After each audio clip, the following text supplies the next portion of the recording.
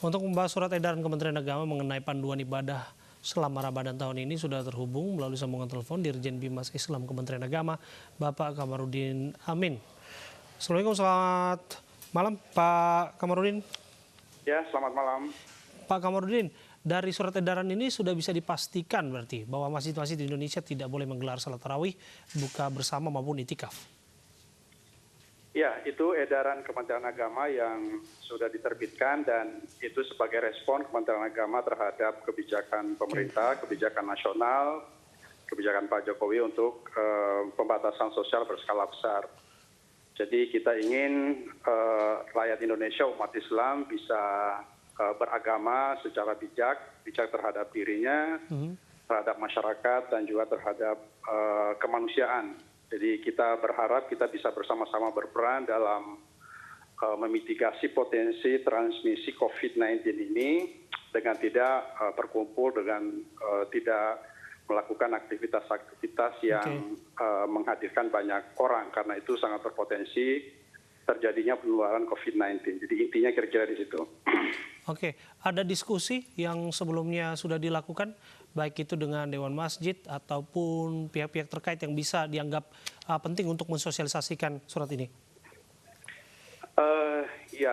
Struktur Kementerian Agama sampai ke desa-desa, sampai ke kecamatan, kabupaten, kota, KKNU di seluruh Indonesia, dan juga tentu dengan para dai, para mubalik, ormas-ormas Islam. Kita harapkan bisa bersama-sama bersinergi untuk sama-sama memberikan pencerahan kepada masyarakat kita agar kita bisa bersama-sama berperan.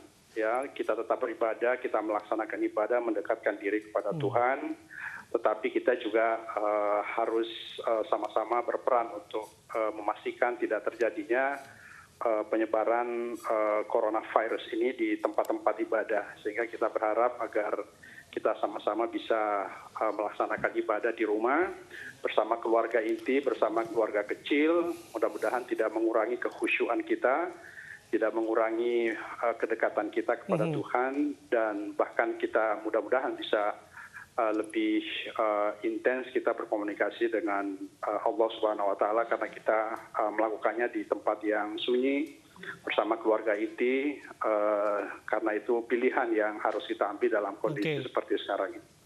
Imbauan ini berlaku umum atau ada pengecualian berdasar pada peta sebaran corona, kan ini tidak seluruhnya tinggi angka positif di semua daerah?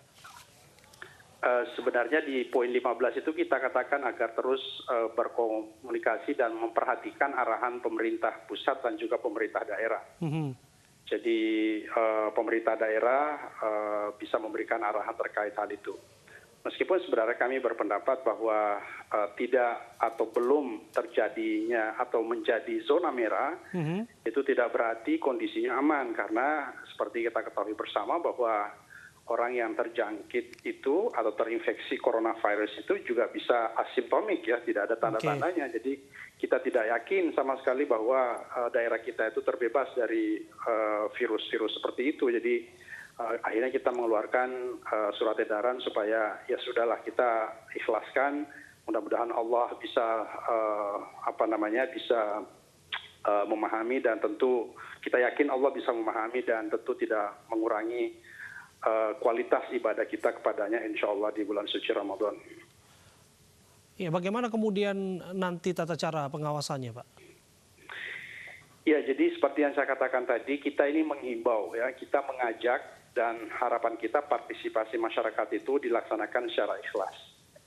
Penuh kesadaran bersama secara kolektif untuk bersama-sama melakukan yang terbaik untuk diri kita, untuk keluarga, untuk masyarakat, dan untuk kemanusiaan. Jadi kita tidak bisa memaksa, Kementerian Agama tidak dalam kapasitas untuk memaksa, ya.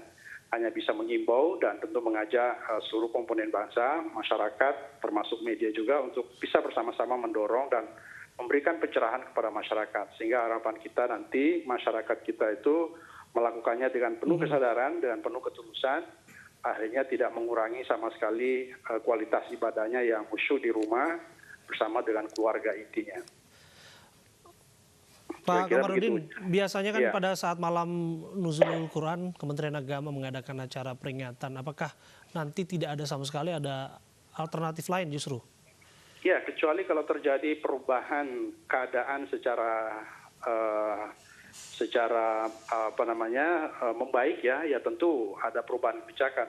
Oke. Tapi kalau kondisinya semakin memburuk ya tentu tidak dilaksanakan. Seperti kemarin kita tidak melaksanakan Isra Miraj karena kita khawatir bisa menjadi potensi penyebaran itu. Jadi Nuzulul Quran termasuk yang tidak akan kita laksanakan dan kita minta masyarakat untuk tidak melaksanakan itu.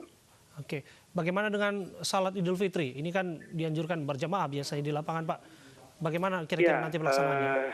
Kita sesungguhnya berharap dan mudah-mudahan Majelis Ulama Indonesia nanti juga akan mengeluarkan fatwa terkait dengan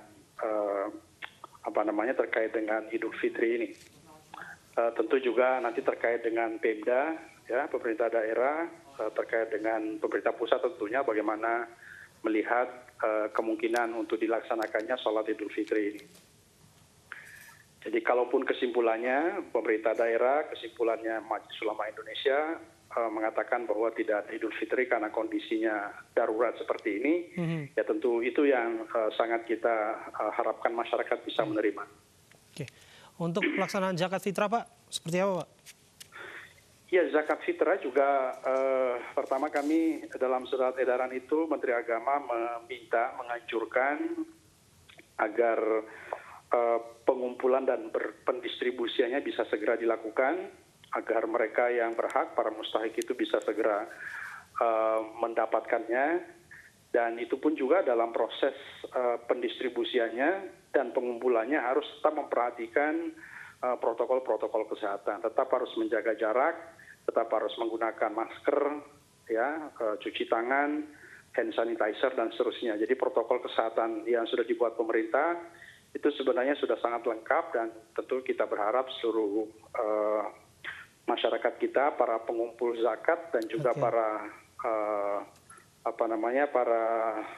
muzaki, kita harapkan juga bisa mengikuti protokol itu, termasuk para mustahik. Oke. Baik, terima kasih atas informasi Anda, Pak Kamarudin Amin, Dirjen Bimas Islam Kementerian Agama sudah berbincang bersama kami.